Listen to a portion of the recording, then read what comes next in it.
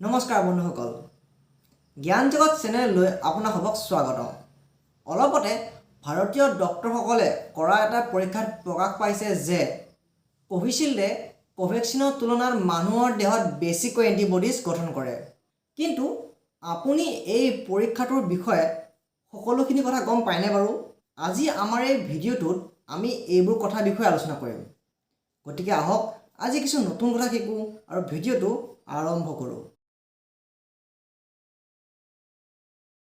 ভাৰতীয় চিকিৎসকসকলৰ কৰা এটা অধ্যয়নৰ মতে কোভিচিল্ডে কোভেক্সিনৰ তুলনাত মানুহৰ দেহত বেছিকৈ এণ্টিবডিজ গঠন কৰে আৰু এই ৰিপৰ্টটো প্ৰকাশ পাইছিল 2 জুন তাৰিখে মেড্ৰিভত।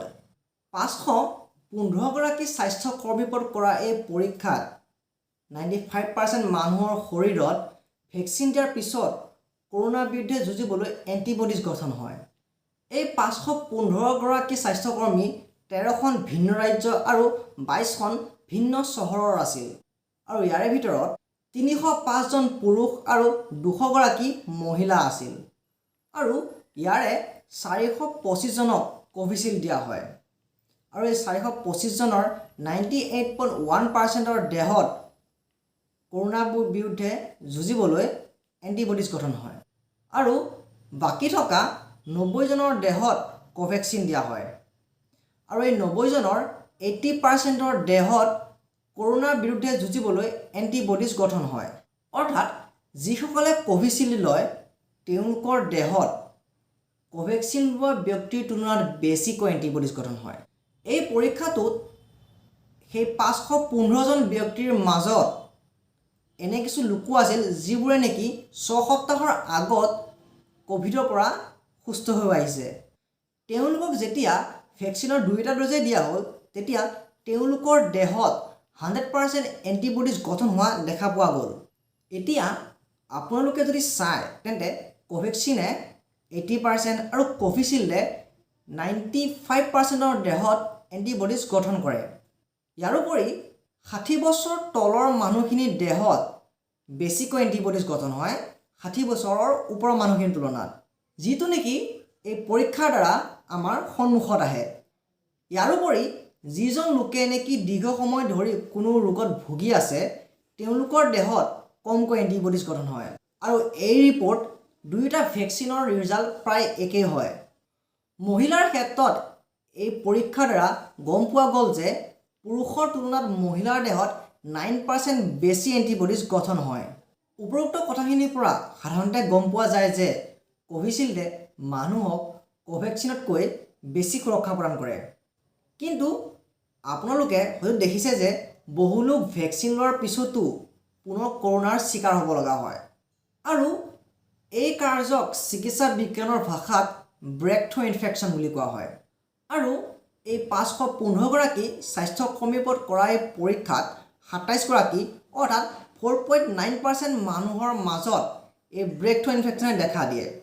অৰ্থাৎ তেওঁলোকে ভেকচিনৰ 2টা ড'জ লোৱাৰ পিছতো পুনৰ কৰোনাৰ চিকাৰ হ'ব লগা হয়।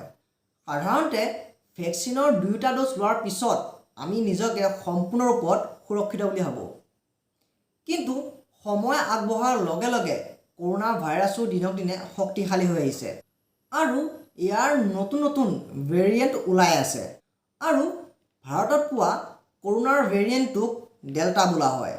এই 27গৰাকী যাৰ ব্ৰেকথ্ৰু ইনফেকশ্যন হৈছিল তেওঁলোকৰ ভিতৰত কোভিচিল্ড ভেকচিন লোৱা মানুহৰ সংখ্যা অধিক আছিল।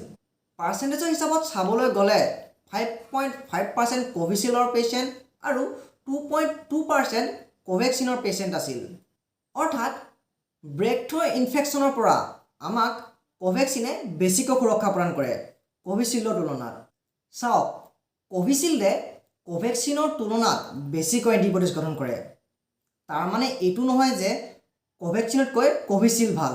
ভাৰতত পোৱা এই 2টা ভেকচিনেই সম্পূৰ্ণ সুৰক্ষিত আৰু নিৰাপদ। বৰ্তমান সময়লৈ ভাৰতত মাত্ৰ 4%হে ভেকচিনৰ 2টা ড'জ লৈছে।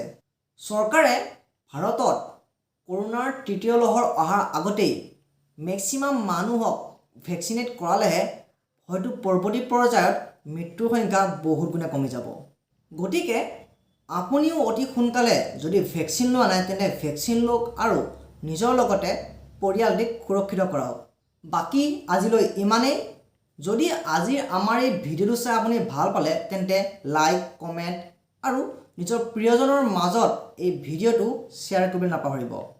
লগতে চেনেলটোলৈ যদি নতুনকৈ আহিছে বা যদি আপুনি এনেকুৱা ইনফৰ্মেটিভ ভিডিঅ' চাই থাকিবলৈ ভাল পায় তেন্তে চেনেলটো ছাবস্ক্ৰাইব কৰিব নাপাহৰিব।